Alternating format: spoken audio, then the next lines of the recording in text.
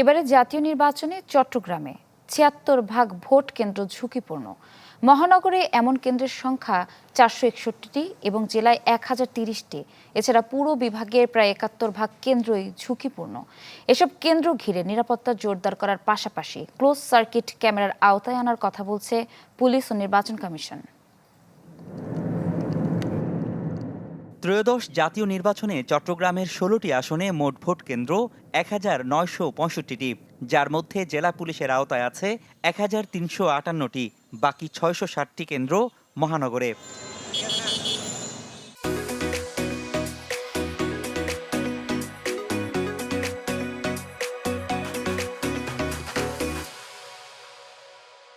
পুলিশের তথ্য মতে চট্টগ্রামে ১,৪৯১টি কেন্দ্রই ঝুঁকিপূর্ণ, যা মোট কেন্দ্রের ৭৬ ভাগ। এর মধ্যে মহানগরে ঝুঁকিপূর্ণ কেন্দ্র আছে ৪৬১টি, জেলায় ১,০৩০টি, যাতে অতি ঝুঁকিপূর্ণ ৬৫৬টি। এর মধ্যে ৩১২টি মহানগরে। এছাড়া বিভাগের ৭,৩৪৭টি কেন্দ্রের মধ্যে ৫,১৭৭টিকেই ঝুঁকিপূর্ণ হিসেবে চিহ্নিত করেছে রেঞ্জ পুলিশ, যা মোট কেন্দ্রের ৭১ ভাগ। এর মধ্যে অতি ঝুঁকিপূর্ণ ১,৪৪০টি। গত সময়ে ঝুঁকিপূর্ণ রিপোর্ট দেখে আমরা এবার প্ল্যান করব তা নয়, আমরা এবারের প্রয়োজনের আলোকে কি আমরা একটু রিঅ্যাসেস করছি এই রেড, ইয়েলো এবং গ্রিনের জায়গাটা। অ্যাকর্ডিংলি আমরা আমাদের নিরাপত্তা পরিকল্পনা সাজাবো। আমাদের নিরাপত্তা পরিকল্পনা চলছে।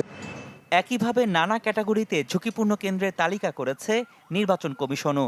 জোর দেওয়া হচ্ছে এসব কেন্দ্রের নিরাপত্তা ব্যবস্থা নিয়েও।